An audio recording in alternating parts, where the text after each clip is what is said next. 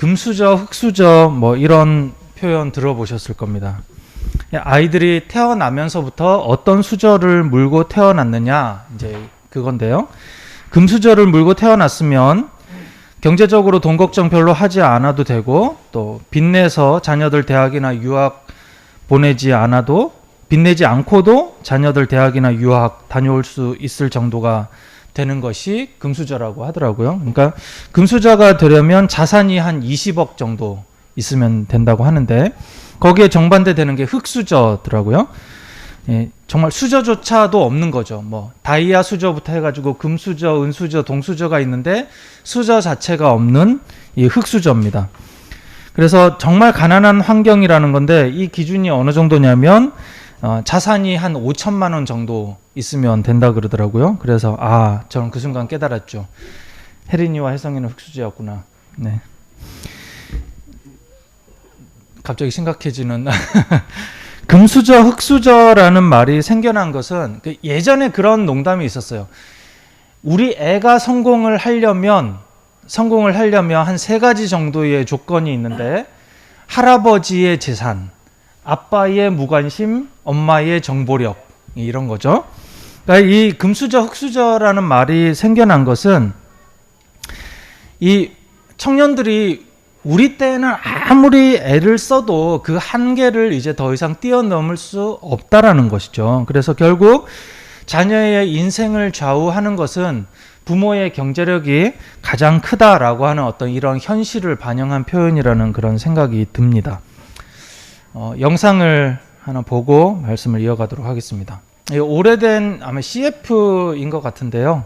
한번 보신 적이 있으실 수도 있을 것 같은데요. 한번 보시겠습니다.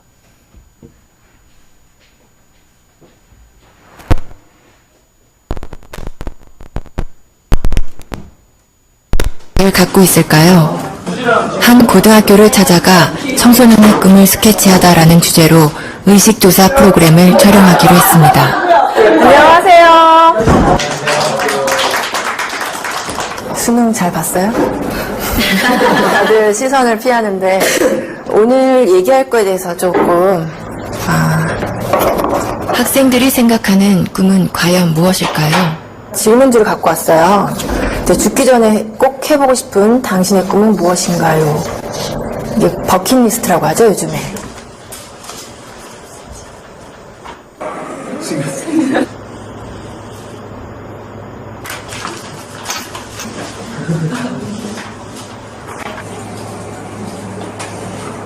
학교 운동장에 농사 짓기? 이런 것도 있네요. 여기서 우리는 두 번째 질문을 해보았습니다. 앞으로 살 날이 1년밖에 남지 않았다면 당신의 꿈을 이루는 것과 5억 원이라는 돈을 선택하는 것 중에 어떤 걸 선택할 것 같아요? 꿈이요. 제 이름을 세상에 알리고 죽는 게 의미 있다고 생각합니다. 꿈을 이뤄서 5억보다 더 많은 돈을 벌면 돼요. 나 1년밖에 안 남았는데 끝까지 해야죠. 롤스로이스 사고 싶어요. 제가 먹고 싶은 치킨 먹고 튀기면서 살 거예요. 꿈은 사실 5억보다 더 큰 가치가 있다고 생각해요. 잠시만요.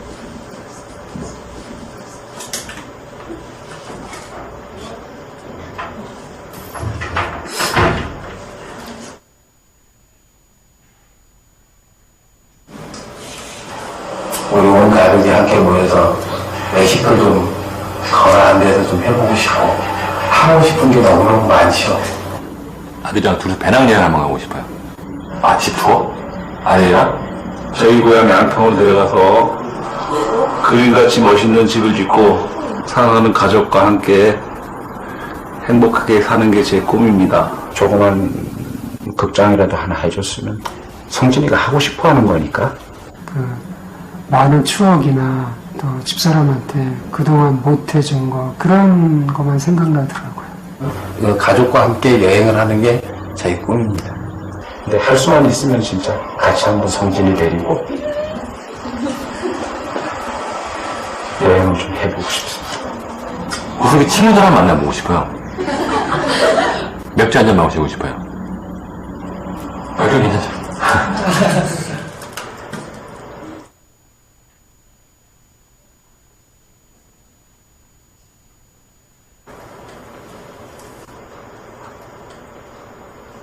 그러니까 제가 하고 싶은 걸 포기하고 5억을 선택하느냐? 지금 같으면 5억을 선택하겠습니다. 결론적으로 돈을 선택해서 주는 게 좋겠죠, 뭐나. 그건 당연히 5억을 가족을 위해서 선택하겠죠. 그 아버님이 좀 장병에 돌아가셨거든요. 고통을 좀 많이 금전적인 고통을 많이 받았어요, 식구들이. 제가 한번 아파보니까 주변은 다 피해없고 가족이 제일 중요하더라고요. 제가 앞으로 한번 일을 더 한다고 해서 현실적으로 5억을 벌어놓고 성빈이한테 기여를 하고 간다는 보장이 있겠습니까? 5억을 선택하면 남겨진 가족들한테는 도움이 될 수 있으니까 저가 하고 싶은 일을 포기할 수 있죠. 그거는 대가로 한다면. 구체적인 얘기를 한다면 아들이 이제 뭐 자기가 생활하는데 뭐 사회생활하는데 기초자금이라도 뭐 될 수 있었으면 좋겠고. 뿐만 아니라 모든 부모들이 똑같은 생각을 갖고 있을 것 같은데요. 그렇죠. 저는 아빠고 가장이니까. 아버지들의 꿈은 아이들의 꿈과는 조금 달랐습니다. 자신의 꿈보다 가족을 가장 먼저, 가장 많이 생각하는 가장이라는 이름의 아버지. 아빠, 사랑해요. 그 곁에 항상 함께하겠습니다. 사랑해요. 아빠 사랑해요. 아빠, 사랑해.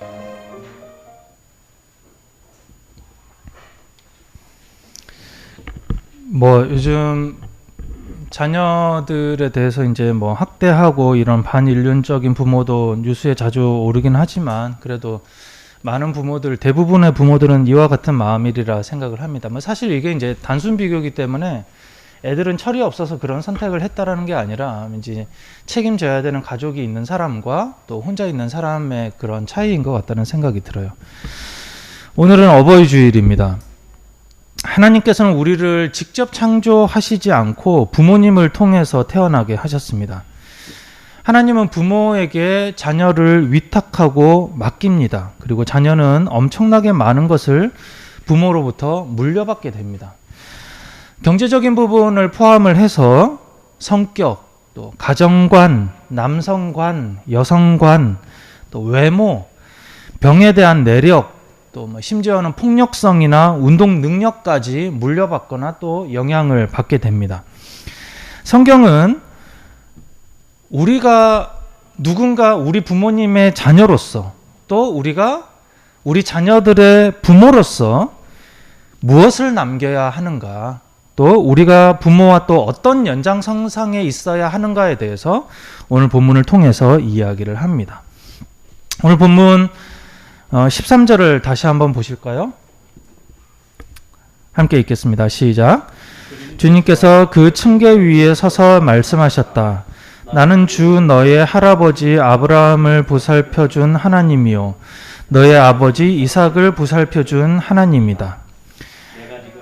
네, 여기까지면요. 하나님께서 이스라엘 사람들에게 나타나실 때 나타나셔서 대부분 많이 쓰는 표현이 나는 아브라함의 하나님, 너의 조상 아브라함의 하나님, 또 이삭의 하나님이다. 이런 표현을 굉장히 많이 사용을 하십니다. 오늘 하나님께서는 야곱에게 나타나셨어요. 근데 지금 이 야곱이 어떤 상황이냐 하면 형과 아버지를 속이고 장자가 받을 수 있는, 누릴 수 있는 축복을 모두 독차지해 버렸어요. 그리고 형을 피해 외삼촌의 집으로 도망가는 중입니다. 이 야곱 같은 경우에 잔머리는 있지만 성격이 굉장히 여리여리하고 이 당시에 이 일반적인 남자들과 다르게 부엌에 있는 걸 굉장히 좋아했어요. 굉장히 여성스러운 사람이었습니다. 근데 이 사람이 사랑하는 부모님, 특히 그 엄마와 헤어져서 어느 날 갑자기 의도치 않게 전혀 예상치 못하게 집을 떠나게 됐는데 도망치듯 나오면서 아무것도 없는 거죠. 허벌판에 텐트 하나 없는 그곳에서 두려움 속에서 밤을 보내고 있을 때 그때 하나님께서 나타나십니다. 하나님은 하늘과 연결되는 그 계단 위에 서 계시면서 하나님이 할아버지도 보살펴줬고 아버지도 보살펴준 존재라고 하는 것을 이 야곱에게 보여줍니다. 할아버지가 잘된 것도 아버지가 잘된 것도 모두 하나님의 보호하심이 있었기 때문이라는 것을 보여주시고, 또 야곱은 실제로 자기 자신은 잘 모른다고 하더라도 이미 야곱은 하나님과 강력한 끈으로 묶여져 있다는 것을 하나님께서는 말씀하시고 계시는 것이죠. 이것은 다음 절에서 더 명백하게 나타납니다. 13절 하반절과 14절인데요. 화면을 보시고 같이 읽겠습니다. 내가 지금 누워있는 이 땅을 내가 너와 너의 자손에게 주겠다. 너의 자손이 땅의 티끌처럼 많아질 것이며 동서남북 사방으로 퍼질 것이다. 이 땅 위의 모든 백성이 너와 너의 자손 덕에 복을 받게 될 것이다. 이것은 하나님께서 할아버지 아브라함, 아버지 이삭과 맺은 언약과 동일한 내용입니다. 그러니까 하나님께서 지금 야곱과도 언약을 맺고 싶어 하시는데, 야곱이 마침 그날 낮에 집에서 도망 나오기 직전에 아버지 이삭으로부터 축복의 기도를 받는데, 아버지 이삭이 기도해준 그 내용이 바로 이 하나님의 언약의 내용이었습니다. 그러니까 야곱은 지금 꿈속인지 꿈인지 생신지 정말 이렇게 비몽사몽간에 하나님을 만나긴 했지만, 이 하나님의 언약이 자기 자신에게 얼마나 중요한지, 그리고 하나님과 내가 어떻게 묶여 있는지에 대해서 알게 되는 것이죠. 하나님은 야곱이 단순히 그의 선조들과 동일한 종교를 갖기를 원하는 것이 아니라 하나님과 약속을 맺고 그 약속의 자녀가 되기를 원하십니다. 많은 젊은 그리스도인들이 사실 하나님을 막 잘 믿으려고 애를 쓰고, 또 주일날 예배 빠지지 않고 신앙생활 잘 하려고 하는 그런 청년들이 그래도 아직은 있어요. 그런데 그 그리스도인들이 그 부모 세대로부터 많은 신앙의 유산들을 물려받았습니다. 근데 그 유산의 대부분의 것이 뭐냐면 종교적인 행위와 관련된 거예요. 일주일에 몇 번 가야 되느냐, 헌금을 어떻게 해야 되느냐, 이런 부분에서만 해야 된다, 안 해야 된다, 이런 것만 알고 있고, 그리고 이런 거, 그나마 열심히 기도하면 하나님이 복 주신다, 이런 부분, 물질적인 풍요와 관련된 것만 알고 있지만, 그러나 사실 굉장히 중요한 부분을 놓치고 있는 것이죠. 그게 뭐냐면 삶의 지향점입니다. 생의 지향점. 우리가 살아가는 내내 소망하고 추구하고 만들어가야 하는 것이 무엇인가?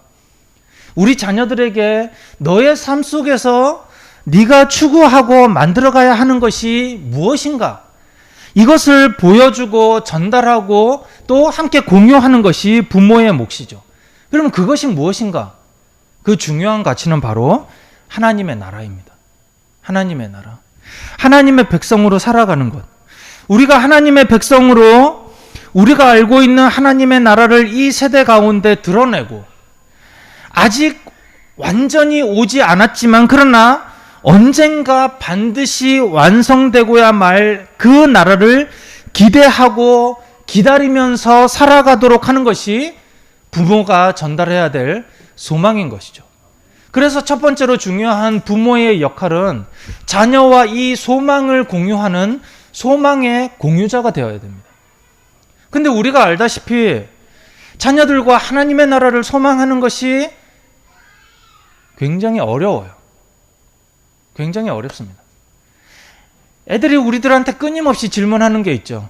엄마, 이럴 때 어떻게 해야 돼? 아빠, 이럴 때 친구들이 이렇게 할 때 어떻게 해야 돼?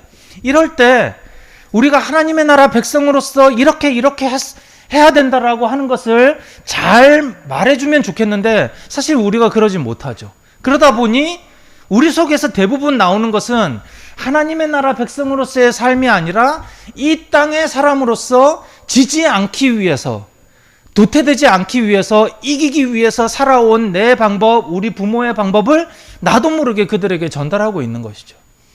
그러나 이것은 그리스도인들이 하나님의 나라 백성이 해야 되는 그런 모습들이 아니라, 이런 어려움 속에서도 하나님 나라 백성들이 어떻게 살아가야 되는지에 대해서 내가 이렇게 노력했지만 잘 안 되지만 그러나 이것이 성경에서 이야기하고 있는 방법이라고 하는 것을 자녀에게 이야기하고 같이 노력하는 그것이 부모의 몫입니다. 이 소망을 함께 전달하면서 또 전달할 것이 한 가지가 있는데 그것은 바로 경험입니다. 부모의 두 번째 역할자는 경험의 전달자입니다. 본문을 다시 함께 읽도록 하겠습니다. 내가 너와 함께 있어서 내가 어디로 가든지 너를 지켜주며 내가 너를 다시 이 땅으로 데려오겠다. 내가 너에게 약속한 것을 다 이루기까지 내가 너를 떠나지 않겠다. 하나님은 야곱의 아버지 이삭, 야곱의 할아버지 아브라함과 맺은 언약을 동일하게 야곱이 계승하길 바라면서 이 미래의 약속이 이루어지기까지 그의 현재를 책임지겠다는 약속을 하십니다. 사실 야곱은 그 부모로부터 또 할아버지로부터 하나님께서 어떻게 그 가정을 이끌어냈는지 그리고 지금까지 어떻게 보호하셨는지에 대해서 상당히 많이 들었을 거예요. 우리가 알다시피 이 모세오경, 창세기, 출애굽기 이런 내용들은 모세가 기록을 했긴 했지만 특히 창세기 같은 경우에는 부모로부터 구전돼서 전해져 내려오던 이야기입니다. 어릴 때 그 당시 아주 수천 년 전에 책이 있었겠어요. TV가 있었겠어요. 재미있게 들을 수 있는 내용은 이야기밖에 없는 것이죠. 생생하게 살아있는 그 이야기들. 그러면서 하나님께서 온통 우리 집안이 그 우상 구더기 속에서 심지어 너의 조상은 우상 만드는 사람이었어. 그런데 하나님이 어느 날 밤에 꿈에 나타난 거야. 와, 아버지가 그러는데 그 꿈이 너무 생생해가지고 그 다음날 며칠이고 막 떠나지를 않더래. 이런 이야기들을 아버지로부터 들은 것이죠. 그러면서 또 이삭이 이야기했을 것입니다. 네가 알다시피 나는 성격이 좀 순하잖아. 난 싸움을 잘 못해요. 그런데 가는 곳마다 내가 우물을 파면 거기서 물이 다 나온 거야. 얼마나 좋겠어? 하나님이 나에게 그런 복을 주신 거지. 그런데 그 동네 사람들이 이 우물만 내가 팠다 하면 다 뺏어갔어. 그래서 나는 이쪽으로 어쩔 수 없이 또 쫓겨가고 여기서 우물 팠다가 또 저쪽으로 쫓겨가고. 그런데 희한한 게 말이다. 하나님께서 가는 곳마다 우물을 파면 다 물이 나오는 거야. 그 사람들은 아무리 우물을 파도 물이 안 나와요. 이런 이야기를 야곱은 어릴 적부터 듣고 자랐던 것이죠. 그런데 야곱에게 있어서는 이것은 사실은 이야기일 뿐입니다. 전에 들은 이야기일 뿐이고 부모의 이야기일 뿐이지 자신의 이야기는 아닌 것이죠. 중요한 것은 야곱에게도 하나님께서 동일하게 함께 하시고 동일하게 보호하시는가 하는 것을 야곱이 직접 경험하는 수밖에 없다라는 것입니다. 그것은 우리 역시도 마찬가지입니다. 우리들 가운데는 우리가 신앙의 1세대인 경우도 있지만 1세대, 1.5세, 2세, 3세 많이 있습니다. 그런데 늘 동일하게 위험한 지점은 무엇인가 하면 내가 아무리 신앙생활을 잘하더라도 아니 우리 부모님이 아무리 신앙생활을 잘하더라도 내가 자연스럽게 당연히 잘할 가능성은 또 별개라는 것이죠. 내가 아무리 신앙생활을 잘한다고 하더라도 아무리 하나님께서 나를 책임져 주신다는 것을 안다고 하더라도 우리의 자녀들이 동일하게 하나님을 그런 식으로 볼 것인가? 그것은 완전히 별개의 문제라는 것입니다. 그렇기 때문에 부모는 신앙의 어른은 자신이 경험했던 하나님을 전달해야 됩니다. 그러면 언젠가 아이는 자신도 그 하나님을 경험해야 하는 때가 오게 되는 것이죠. 저는 어릴 때부터 저희 어머님의 신앙생활에 대해서 굉장히 많이 들었어요. 저희 외가는 상당히 부유했던 것 같아요. 근데 저희 아버지 집안은 완전히 이제 몰락을 해서 경제적으로 굉장히 어려웠는데 외가에서 반대하는 결혼을 저희 어머님이 하시고 이 집안에 들어와서 생고생을 하신 거죠. 할아버지는 그 중풍에 걸려 있고 누워 계시고 할아버지는 사업하다가 완전히 망해가지고 그랬고 아버지는 폐병에 걸려 있고 이 집안에 있는 사람이라고는 여성들이 할머니하고 저희 어머니, 그리고 제가 태어나 있었고, 제가 꼬마 때 저는 이야기만 들었어요. 한 5살, 6살 때 할아버지 뭐 이렇게 소변 수발을 제가 했다 그러더라고요. 뭐 요강 받쳐놓고 뭐 그런. 근데 그런 어려운 삶 속에서 저희 어머님이 버틸 수 있었던 것은 아주 어릴 때부터 친구 따라서 갔던 그 하나님, 그 하나님이 저희 어머니의 신앙 속에서 계속 함께 하시고 기도에 응답하시고 이랬던 것이죠. 근데 제가 그 신앙적인 이야기를 들으면 어릴 때 너무 지겨운 거예요. 너무 지겨운 거예요. 제가 예전에도 말씀드렸는지 모르겠지만 저는 참 고등학교 때 불나방처럼 살았거든요. 이 네온 사인을 봐야 마음이 평안해지고, 이 시골에 가면 정말 막 그 단 하룻밤도 지겨워서 막 죽을 것만 같은 그런 삶을 살았어요. 근데 저희 어머니는 맨날 그런 기도해서 뭐 이런 일이 있었고 뭐 저런 일이 있었고 막 그런 이야기를 하면 너무 재미가 없는 거예요. 나는 하나님에 대해서 그렇게 가깝지도 않을 뿐만 아니라 그렇게 우리 집안에 우리 어머니의 그 기도를 잘 들어주시는 하나님이 우리 집안을 너무 가난하게 그대로 내버려 뒀거든요. 나는 친구들이랑 나이트 갈 돈도 제대로 없어가지고 맨날 이 돈을 어디서 구해올까 그 고민하고 있는데 우리 어머니는 막 그런 이야기를 하니 너무 지겨웠어요. 근데 제가 20대가 지나도록 저희 어머니와의 그런 신앙적인 공감이 사실은 되지 않았습니다. 제가 이제 크게 회심을 한 게 26살에 제대를 하고 목회를 그만두겠다고, 목회를 나는 하지 않겠다고 결단하러 간 기도원에서 하나님을 만났다고 말씀드렸잖아요. 기도를 하고 기도를 해보니 정말 하나님은 제가 목회자가 되는 것을 원치 않는 것 같습니다. 이제 그걸 이야기를 하려고 기도원에 갔던 거였거든요. 근데 거기서 이제 뒤집어진 거죠. 근데 그러고 나서 어머님하고 이제 얘기는 돼요. 그렇지만 이미 몇 번 들었던 거고, 들으면 맨날 뻔한 거고, 끝에는 나오는 말이 맨날 기도 열심히 해라, 기도밖에 없다. 그러니까 막 너무 재미가 없는 거죠. 2시간 동안 어머니는 계속 말씀하시고 저는 계속 추임새만 넣고, 근데 그런 부분들이 30세가 지나고 40세가 지나고 그러면서 제 속에 제가 하나님에 대한 경험이 쌓여가니 이제서야 저희 어머님과 정말 대화가 되는 것이죠. 예전에는 아예 싫었다가 맞춰주려고 대화했다가 이제서는 정말 대화가 되는 것이죠. 근데 지금도 제가 지금에 와서야 정말 그런 생각이 드는 것은 나도 우리 어머님처럼 그렇게 순수한 마음으로 내가 어릴 때부터 하나님을 경험했더라면, 다른 사람들은 제가 목회자로서 막 이렇게 온통 막 싸돌아다니고 이런 경험들이 제가 목회하는데 도움이 된다고 하지만 저는 그게 너무 싫거든요. 저는 어릴 때부터 정말 정결하고 순수하게 목회자로서 자란 그런 사람이 너무 부러워요. 제가 어릴 때 그 성경의 깊이를 알았더라면, 내가 어릴 때 그 하나님의 크기를 알았더라면, 이런 생각들이 너무나 많이 드는 것이죠. 지금에서야 제가 그런 기도를 합니다. 하나님, 제가 지금 저희 어머님처럼 그렇게 기도 많이 하고 하나님을 많이 경험하고 그럴 수 있으면 너무 좋겠습니다. 지금이라도. 우리 아이들이 부모님을 통해서 지겹도록 어떤 그런 신앙 이야기를 듣는다면 사실 이런 부분들을 또 전달하는 방식이 상당히 중요할 거예요. 강압적으로 전달을 한다면 분명히 아이들은 튕겨 나갈 것입니다. 재미없을 거예요.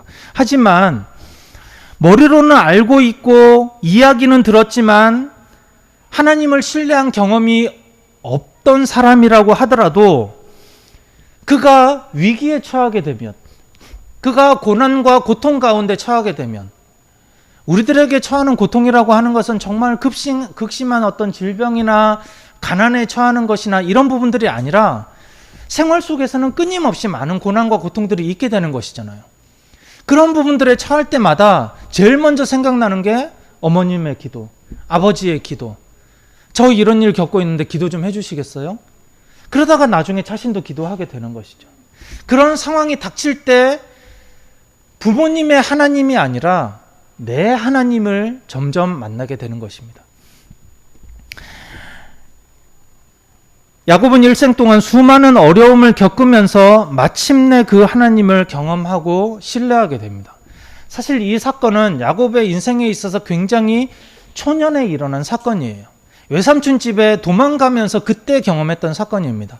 이 사건만 보면 야곱은 앞으로 신앙생활 진짜 잘하고 하나님 앞에서 정말 신실하게 살 것 같아요. 근데 야곱은 사실 그렇게 신실하지 않습니다. 우리가 알다시피 온통 맨날 사기나 치고 어떻게 하면 자기가 살아남을까? 물론 환경 속에서 그럴 수밖에 없는 환경이긴 하지만 그렇게 머리 굴리면서 살아갈 수밖에 없었어요.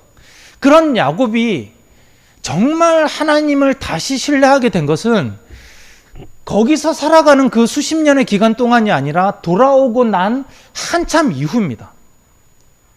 자기의 생명이, 자기의 목숨이 완전 경각에 달리게 됐을 때, 자기의 딸로 인해서 자기의 집안이 완전히 다 몰살당하게 됐을 때, 그때 비로소 완전히 하나님 앞에 올인하게 되고 헌신하게 되는 것이죠. 우리의 자녀들 역시 어쩌면 비록 지금은 눈앞에 있는 위기를 넘기기 위해 하나님의 도움을 필요로 할지 모르지만 그러나 점차 자신의 온 삶을 하나님께 맡기는 그런 시간이 오게 될 것입니다. 사실 우리 역시도 선택의 상황들을 다 겪어봤습니다. 믿음의 선택을 한다는 것은 정말 어려운 경험이죠. 누구에게나 다 어렵습니다. 제가 장로님하고도 얘기를 나누면서 느꼈던 게, 야, 장로님도 저렇게 큰 믿음의 그런 선택의 시기가 있었구나. 그리고 그런 시기가 있었기 때문에, 그 경험이 있었기 때문에 그 다음부터는 여기 계단에서부터 출발을 하게 되는 것이죠. 우리가 신앙의 계단을 이렇게 따라올 때, 저는 이 본문을 지금까지 읽으면서 한 번도 느낀 적이 없었는데 오늘 보니까 하나님께서 하늘로 올라가는 층계 위에 계시더라고요. 어쩌면 이건 굉장히 상징적으로 우리가 지금은 이 단계에 있지만 만약에 여기서 제대로 된 믿음의 선택을 하지 못하게 되면 한 단계 내려가거나 잘해봐야 그 계단에 머물 수밖에 없다라는 것이죠. 그러나 여기서 신앙의 결단을 하게 되면 한 계단을 올라가게 됩니다. 그럼 그 다음번 선택을 하게 될 때는 이 계단에서부터 출발을 하게 되는 것이죠. 우리 역시도 동일합니다. 예전에도 말씀을 드렸지만 제가 부목사 하면서 저는 저의 삶은 늘 돈에 쪼들렸기 때문에 돈을 쫓아갔던 것 같아요. 어떻게 하면 돈을 갖다가 좀 편안하게 벌 수 있을까에 대한 그런 고민들을 했었는데 부목사 생활하면서 한 번은 정말 너무 가난한 교회를 가가지고 제가 그때부터 한 10년 전 전도사 할 때 월 사례를 한 80만 원, 100만 원 받았었는데 부목사 갔는데 한 140을 주는 거예요. 아무튼 뭐 그런 생활을 했는데 그 생활하는 시기를 지내면서 2년 동안 빚이 하나도 안 생겼던 거죠. 그 다음번에 갔던 교회는 사례를 되게 많이 주는 교회였어요. 근데 한 달을 지내고 보면 남는 게 없는 것은 똑같은 거예요. 이런 시기들을 한 5년 이상을 지내다 보니 내가 아무리 많이 벌려고 해도 아무리 목사가 많이 남기려고 해도 결국에는 우리 손에 남는 게 하나도 없다는 것을 알고 났을 때는 훨씬 더 홀가분하게 그리고 그때그때마다 필요한 부분을 채우시는 하나님을 알게 되니 그 다음에 선택을 하게 될 때는 돈에 대해서는 별로 크게 구애를 받지 않고 선택을 하게 되는 것이죠. 이것이 우리가 하나님 앞에서 자녀들에게 이런 신앙의 부분에 대해서 경험을 전달을 하게 되면 그 자녀들 역시도 그런 순간이 오게 되면 용기를 내서 그런 선택을 할 수 있는 조금만 도움이라도 될 수 있다고 생각이 드는 것이 됩니다. 사랑하는 가족 여러분, 우리는 우리 부모님의 자녀로서 또 부모로서 눈에 보이는 것 보이지 않는 것을 물려받고 또 물려주게 되지만 그러나 무엇보다 우리가 정말 소중하게 또 유념하면서 생각해야 되는 것은 하나님 나라를 소망하고 그 소망 속에서 내가 지금 살아가고 있다는 그 모습을 물려줘야 되는 것이죠. 그래서 우리가 연세가 많거나 적거나 또 아니면 내가 돈을 많이 벌거나 적게 벌거나 어떤 상황과 어떤 환경과 아무런 상관없이 우리는 모두 동일하게 하나님 나라를 소망하고 그 소망 속에서 살아가고 그 경험들을 전달을 할 수 있는 우리 모두가 되시기를 예수 그리스도의 이름으로 축원합니다.